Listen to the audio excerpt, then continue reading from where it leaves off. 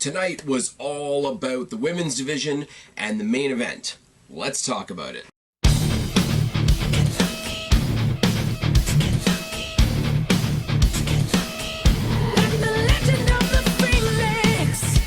What's going on, everybody? It's your buddy, it's your pal, Spass Phoenix, the YWC Reality Check here with your October 23rd NXT review, and a lot of fun on this show. And like I said, basically what I was planning on starting this video off with up until we got the main event that we got in the preceding events after the main event tonight, I was going to start off this video talking about how you can't really, I've been trying, but you can't really do an NXT review without referencing the Wednesday Night Wars a little bit. And I don't want to talk any shit about AEW because they are putting on good shows. I am looking forward to Full Gear.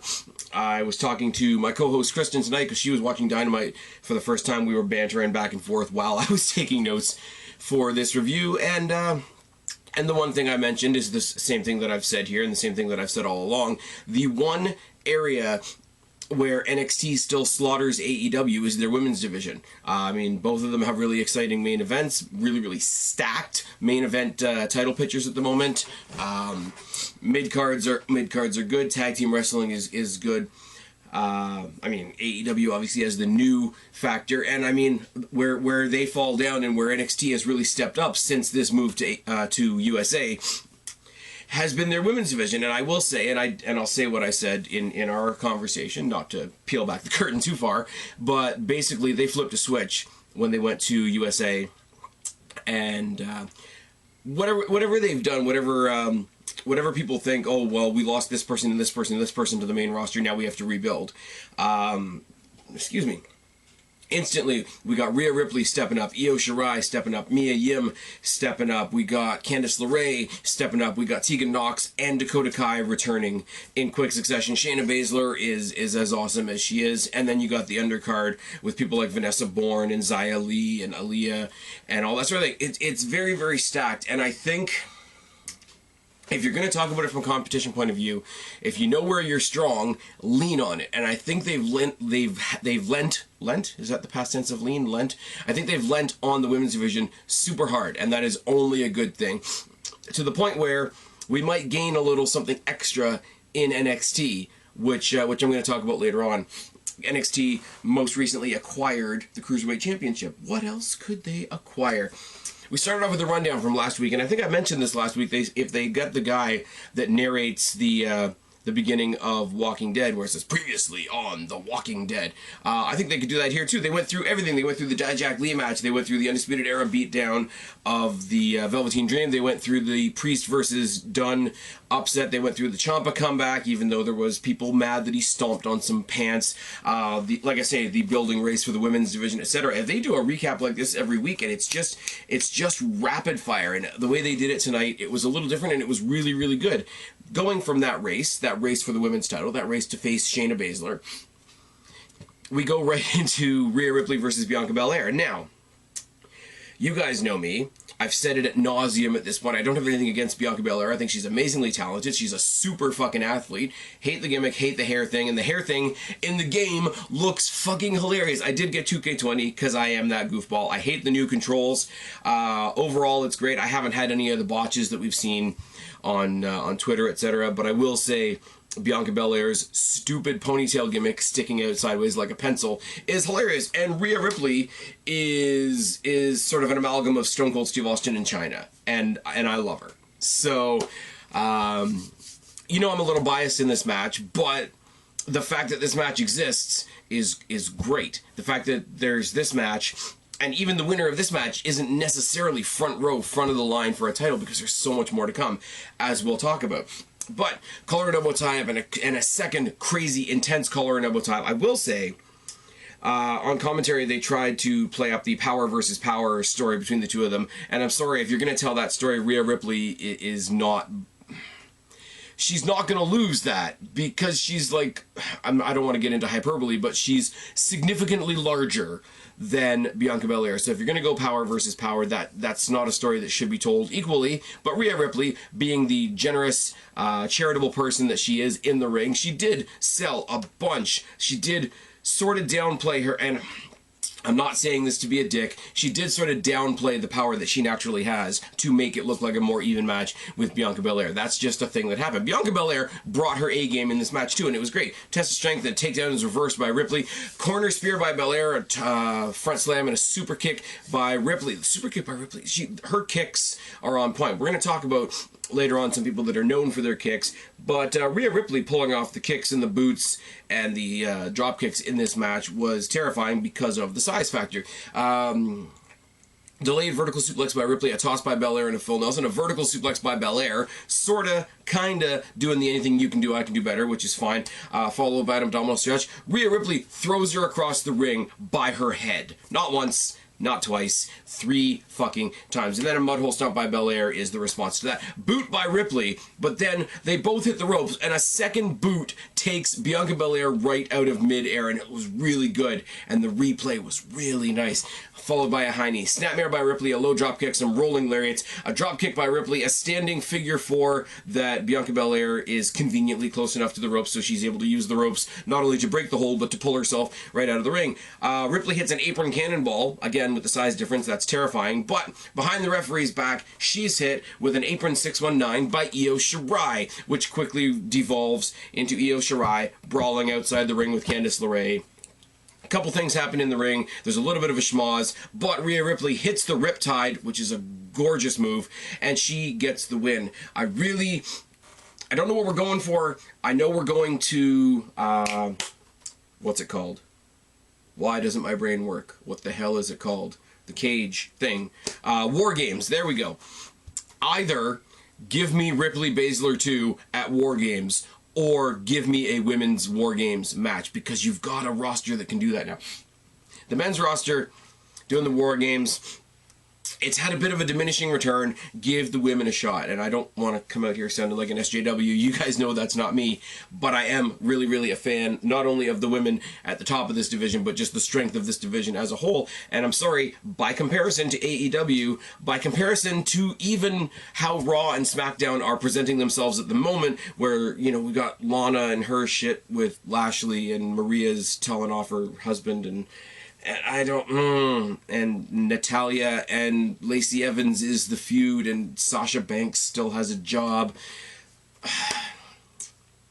NXT, give me an awesome women's division. Throw these ladies in the double cage. It'll be good. We see Pete Dunne being interviewed outside the arena. He's walking around the arena with Tyler Bate. Tyler Bate is back at Full Sail, which is awesome. Basically, he's interviewed about the match that they had with Damian Priest last week, getting the upset win after the ball shot. Basically, he's like, look, I'm not going to make any excuses. Priest just did what he had to do. I get it. He won the match.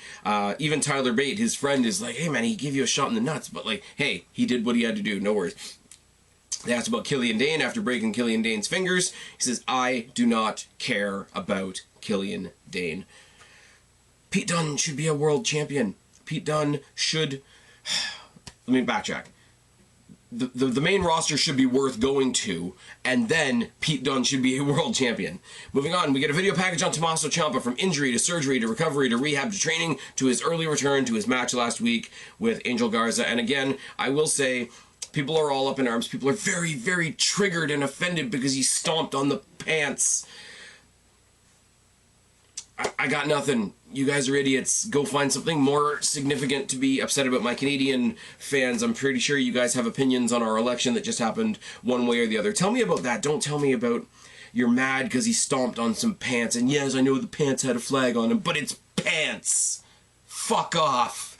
One thing I will say, and I said this a couple of weeks ago with the Dakota Kai stuff, with the Tegan Knox stuff, I am all good with showing lots and lots and lots of emotional video packages for the return of somebody that's come back from injury. Show me them... Okay, I won't even say necessarily show me them getting injured, but show the immediate aftermath of them getting injured. Show them receiving the news that they're not going to be wrestling for a while. Show them before surgery. Show them at the hospital. Show them after the hospital. Hey, you know, just out of surgery, thumbs up, back to the gym soon. We're going to see you again shortly.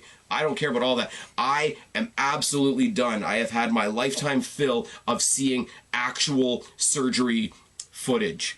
I'm not trying to be a pussy here, because I'm not. It's not that it makes me squeamish. I think that it's unnecessary, and it borders... I mean, I'm sure they're all willing to do it for the betterment of the story, for the betterment of the comeback, for the betterment of the arc going forward. I get that, but there is a hint of something a little disrespectful showing somebody at their absolute most vulnerable. Yeah, Tegan Nox, when she fucked up her leg in that match, that was terrible, horrible. You guys remember I reported on the whole thing while I was covering the Mae Young Classic, and it was awkward. I did not know what to say in that review. Seeing that was good, but if you see somebody when they are unconscious, and yeah, no, you're not seeing their face or anything like that, you're just seeing the instruments moving around mostly. I don't need to see any more of that. That's just me. I know other people are completely fine with it. I know other people think that it adds to the story, the visceral realness of it. Trust me, I get that. But I am done. The way, and it's WWE's own fault for being so effective with their video packages. I don't need to see the surgery footage. I don't know why I harp on this so much, but it rubs me the wrong way. It rubs me the wrong way. It's like a splinter. You get it on your skin and you keep rubbing it, and all you're doing is pushing the splinter in. That's what happens to me every time I see that. Back in the day when Triple H had his big recovery, when he had the knee surgery and they had U2 singing "Beautiful Day" all over the fucking place. I didn't need to see his knee surgery where they're marking him up and he's talking to them while they're marking up his knee, all the marks where they need to make the incisions for it. That's weird. I get what it's supposed to do, and I get that it's effective. I really, really do. But you don't need to do it, or at the very least, you don't need to do it this much. That's just my opinion. I know some of you guys disagree. Feel free. This will be premiering on Thursday. Feel free to say it in the chat. I'll probably be watching. Feel free to say it in the comment section if you catch the video after the fact. That's fine. Speaking of the video after the fact, etc., go back one. I forgot to mention this in my house cleaning because I really didn't do any house cleaning. Go back one video. I just did the video with my highlights and thoughts from the Destiny Haywire show. It was a lot of fun. I talk for about 20 minutes of it, and then you get a slideshow of all the pictures that I took, and etc. Rah. There are some short videos that I shot on my phone that aren't that great that will go up on the channel at some point when I have the time. But if you want to check that out, you guys want to hear the show that I'd been looking forward to, and my thoughts after the fact, and where we're going next. And Enzo Amore is going to be at the January show, which is fucking awesome. We're going to get Marty Scurll versus Josh Alexander again. We got 2 new champions 2 Sundays ago. It's a lot of fun. Go check that out. It's really, really good. Should have said that at the beginning in the house cleaning. I did not. Matt Riddle versus Cameron Grimes for reasons. And Jesus Christ, Matt Riddle 3 weeks ago was fighting for the world title, and now he's fighting this dork. I'm sorry. I know people like him. I know he was Trevor Lee somewhere else. That's fine, and you guys are invested in him. I'm really not. I'm just really not. They both try to end the match really quickly. Grimes goes for that double boot, and there's some chain wrestling, a gut wrench by Riddle, a bro mission, an arm lock, and the Daniel Bryan silly kicks by Riddle with no shoes, because that's what makes it different.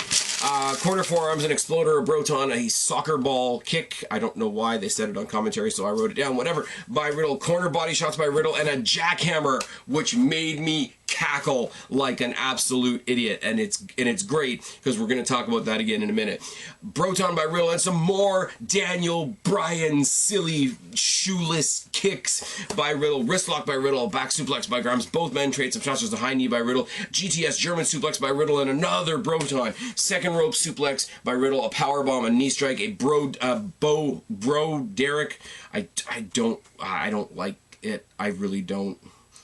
I don't. It's a bad styles. It's a bad inverted styles clash that just looks like he's falling over. I don't like. I like Matt Riddle. I don't know why he's all of a sudden using the bro Derek. I don't like it, but Riddle gets the win, and Riddle gets chants. And Mauro Ranallo was having a lot of fun with this on commentary. He's getting his name chanted at the cadence of the old Goldberg chants. They're sort of like Riddle, which makes the jackhammer even more hilarious. Now, we'll get a little bit of extra story, because he goes around the ring fist bumping everybody, goes to fist bump Grimes, sort of show him like, hey, good match, all that sort of thing. Grimes sort of waves him off, but right behind him, conveniently, in the front row, is the aforementioned Tyler Bate. Tyler Bate gives him a fist bump, so Grimes punches him in the face. Bate is a little happy to return the favor with a little bit of a bop and a bam. And yeah, as we'll find out later on, we're getting that match next week, which is good, which means Tyler Bate is once again performing in Full Sail. It's all good. But the Goldberg Riddle thing is the digs are great. I don't want to see the match. I don't want to see him in the match, like, in a knee bar from Goldberg, no selling it, and just like, I can see it right now. I can see the stupid shit they're gonna do. They're gonna have a match. He's gonna put him in the knee bar. Riddle's gonna no sell it. Somebody's gonna toss Riddle a mic while he's no selling the knee bar, and he's just gonna be like, "What a knee bar, bro!" And I shouldn't do impressions, I know, but it's hilarious. What's happening is hilarious. I don't want to see the match. I'm very conflicted on this. Matt Riddle's great. Cameron Grimes can go suck a fuck as far as I'm concerned because he doesn't entertain me in the slightest. But that's just me. We then get a WWE media exclusive from William Regal because Dakota Kai and Tegan Nox, the two biggest, happiest welcome home return people we have on the roster at the moment, other than Tommaso Ciampa, are going to take on Jessamine Duke and Marina Shafir later on tonight, and the winner of that match, will get a shot at the Women's Tag Team Championships, which is great, because you know who came to NXT, said they were going to defend their titles, and never did? Oh yeah, well, Bayley. Neutral on Bayley, but Sasha Banks. Oh yes. One more thing where somebody else stepped up and did what Sasha Banks didn't. Anyways, so that's going to be good, and I have some further thoughts on that. We'll talk about when the match happens. I have a match that I missed because my stream died out, / I got a phone call, / a bunch of things happened during this match, but it was Breezango and a mystery partner who turned out to be Isaiah Swerve Scott taking on the Forgotten Sons. Breezango came out in Top Gun gimmicks and attire, which I think is really cool, not only because I really like Top Gun, but because we know Top Gun... I can't remember what the name of the sequel is. There's a Top Gun sequel coming out in 2020, and I'm here for it. It's the only thing that Tom Cruise has done that I think is any good. So debate that down in the comment section below as well. But they came out and did the Top Gun gimmick. It's really, really good. They changed their music again. The Tron was all like air footage, and they had girls out there with the landing cone direction things. It was really good. I sort of saw the match as I was trying to fix the stream. I sort of saw the match as I was taking a phone call or two. I do know that the Faces got the win, and it was Isaiah Swerve Scott that got the pin, so there you go. Brand new guy gets the credit for the victory, and they all dance afterwards, and it's all good. If I was going to miss something, I hate to say it, but I'm glad it was this, because it just looks, from the little bit that I saw, like it was big dumb fun. Breezango is good. Swerve Scott is good. Forgotten Sons are the Forgotten Sons. It's fine, but yeah, the way it all sorts out. If I was gonna have my stream go out, it was on this match, and I get it. The Faces brought in another new face to look good in Isaiah Swerve Scott, and he got the credit for the win. And the Forgotten Sons continue to kind of be irrelevant. Roderick Strong is in the back cutting a very weird and not very energetic promo. He's sort of talking like this, like if I was talking to the screen over here. Yeah, my screen's over here. That's the only light source on my face, or you'd be watching me in a dark thing like this. You don't care about that, do you? It's weird, and there was nothing in it. I'm gonna win. It's gonna be undisputed. But there was no built-in sarcasm like you would expect from an Undisputed Era promo, for sure. The rest of the Undisputed Era was a split screen, because it was all four of them getting ready for the match and getting all hyped up and excited, and the other screen was just him talking very monotone and very unexcited. It wasn't great. I'm not gonna lie. Leo Rush joins everybody else on commentary because we are going to have Angel Garza versus Jack Gallagher. Nice to see Jack Gallagher back in Full Sail as well. Angel Garza is a lot of fun. Weird combination of styles here is the best I can say. Leo Rush on commentary was good, talking about how much it meant to him to be the new champion, how he doesn't want to, come out there and spit bars and talk shit about people. He just wants to see what the competition is like, and that's a good take, because everybody thinks that Leo Rush is this big obnoxious fuck, and I don't think he really is. He tweeted some unfortunate things, but don't we all? Yeah, me as well.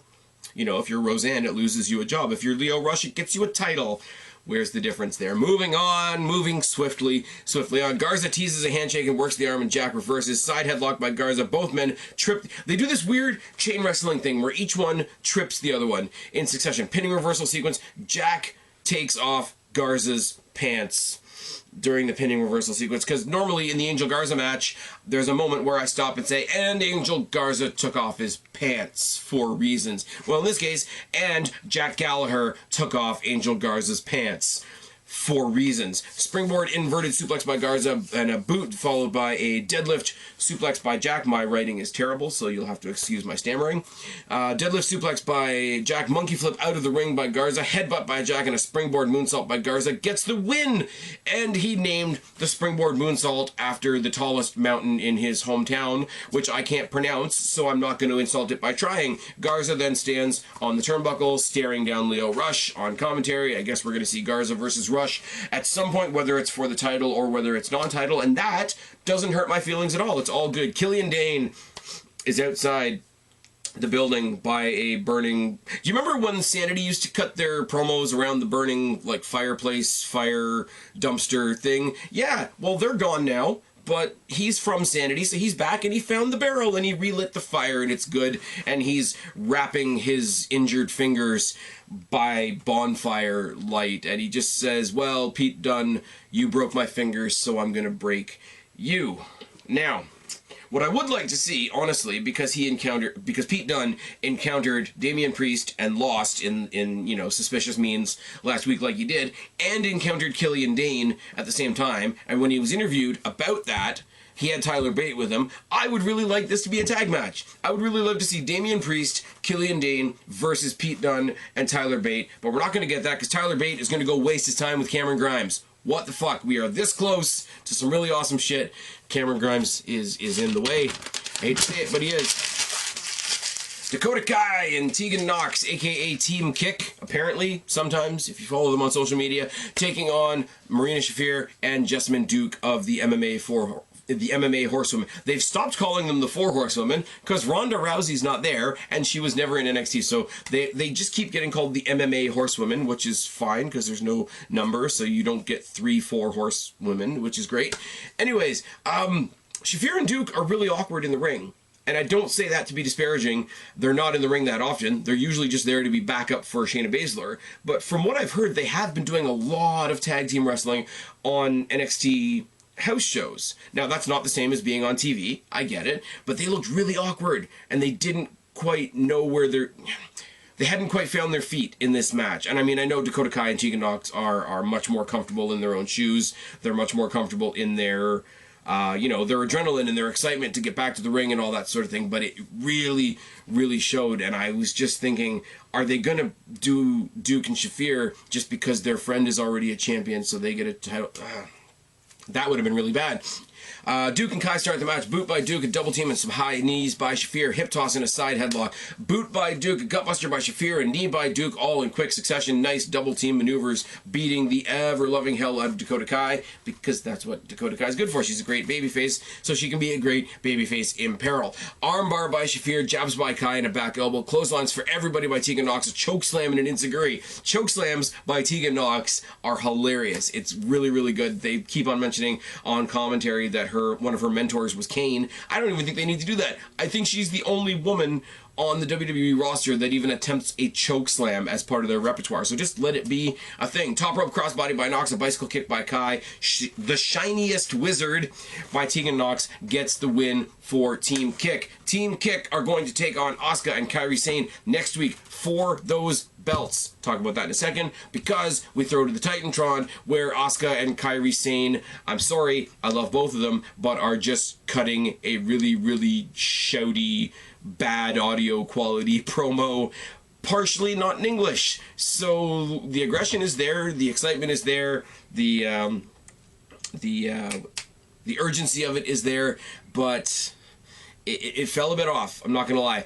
I have liked it the past couple of weeks, ever since they turned heel. Kairi Sane and Asuka coming out with a live mic and like screaming crazy at people, doing the mist, painting the face like the mist. I love it. I love it all. This particular, obviously pre-taped promo wasn't that great, and it wasn't.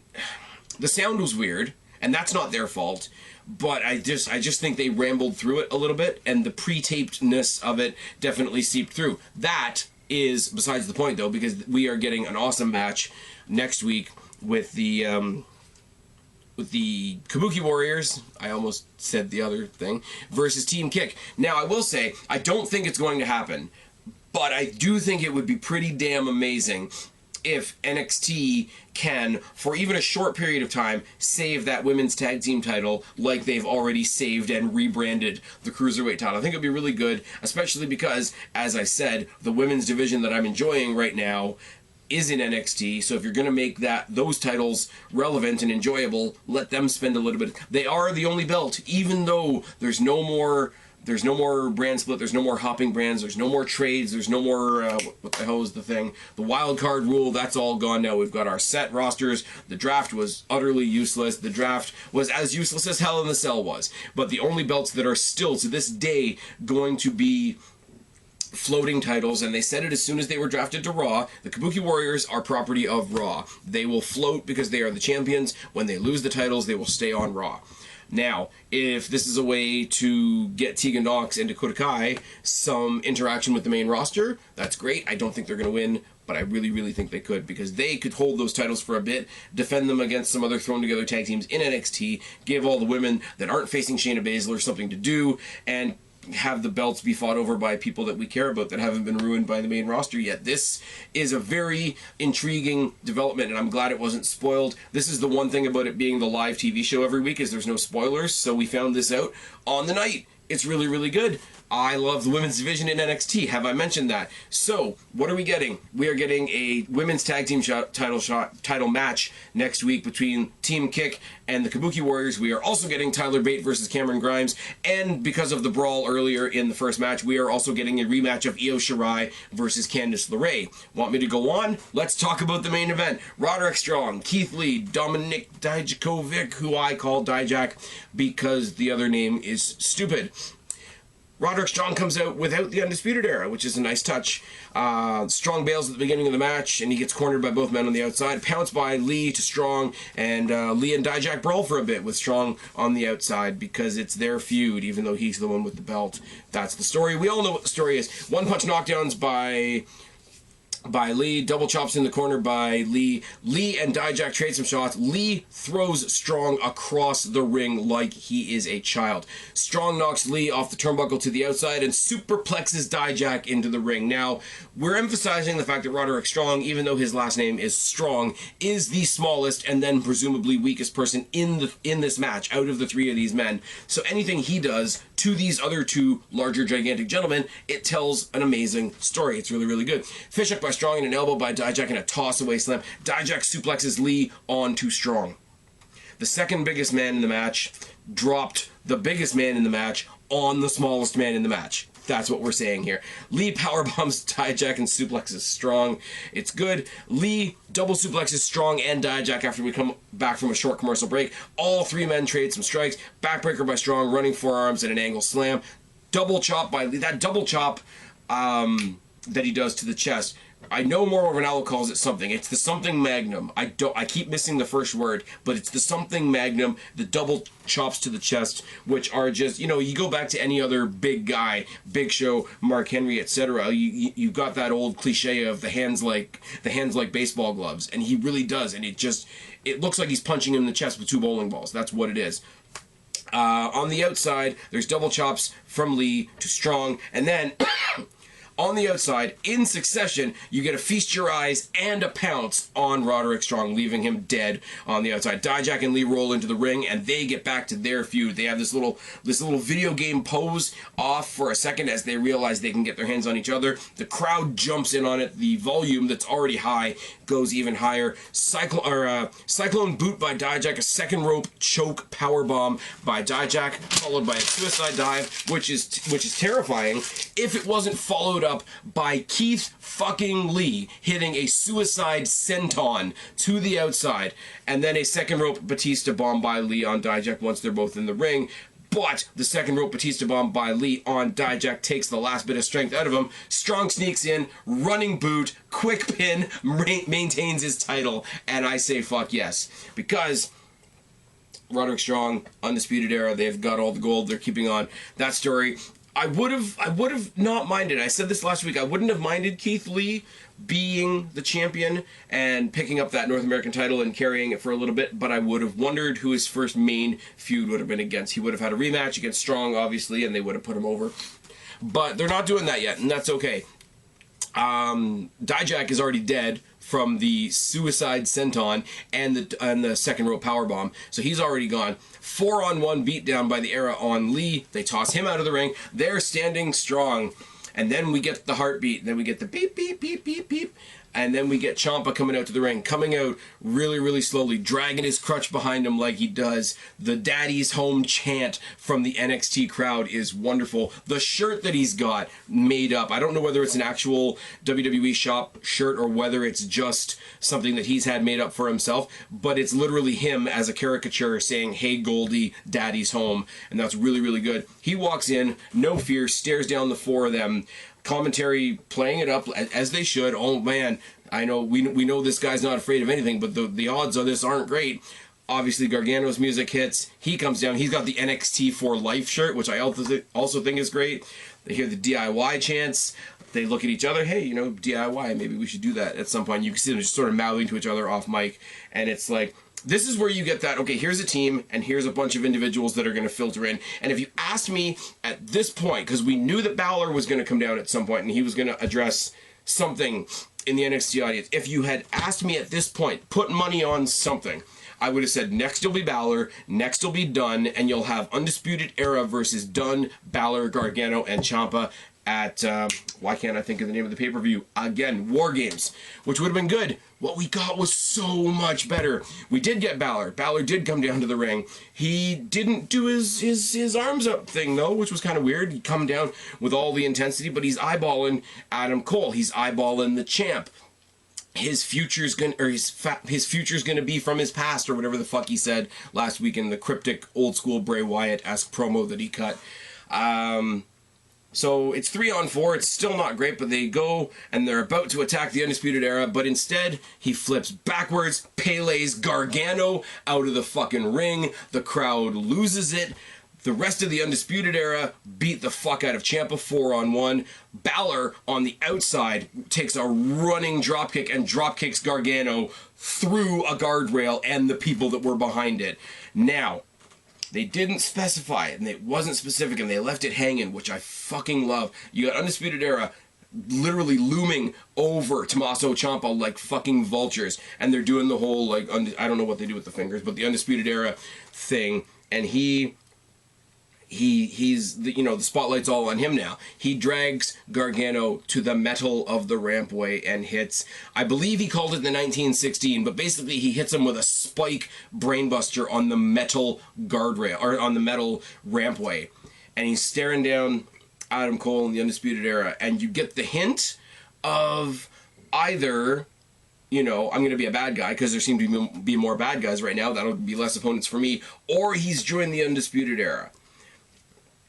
Now, they leave it really, really oblivious, and they really don't clarify it, because they're doing the thing in the ring and whatever. He doesn't do it back. He doesn't even really smile at them. He just sort of points at what he's done. So there's a couple of things here. Either he's turned heel on his own, and he's just going to fuck everybody up, and because the mentality of it is, or the mentality of it should be, or the logic of it should be, Adam Cole's a heel. All of his challengers for the title, storyline-wise, will probably be babyfaces, or at least people that the crowd like.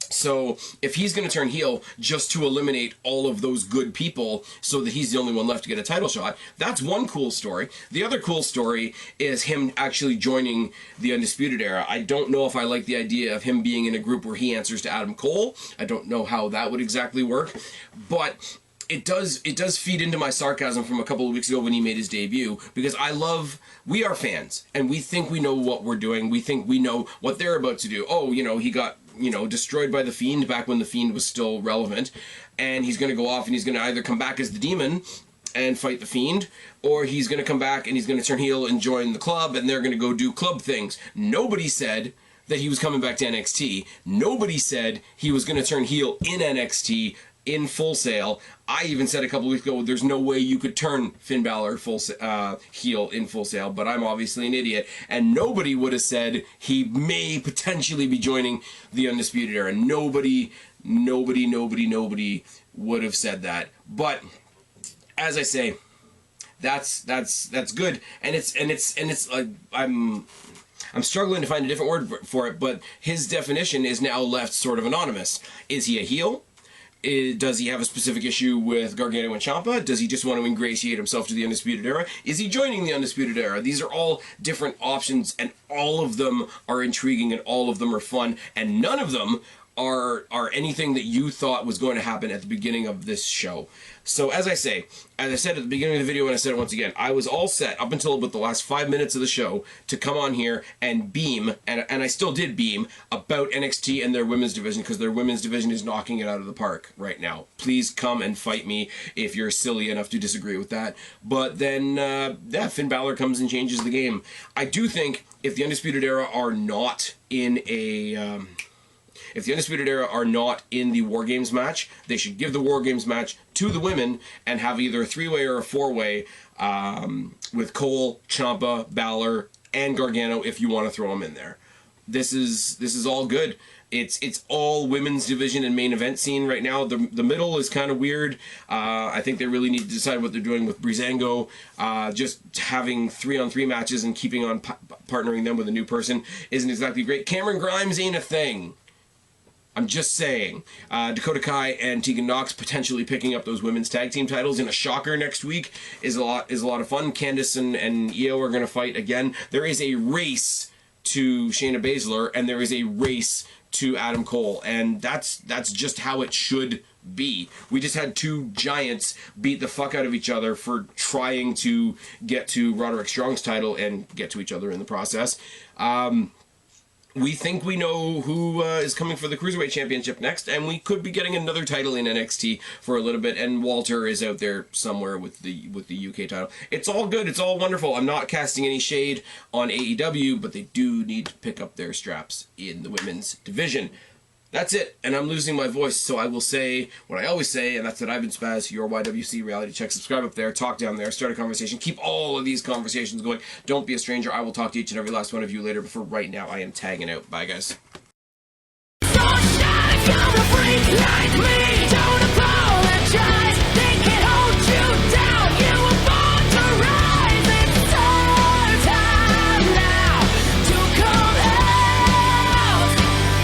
You're a freak.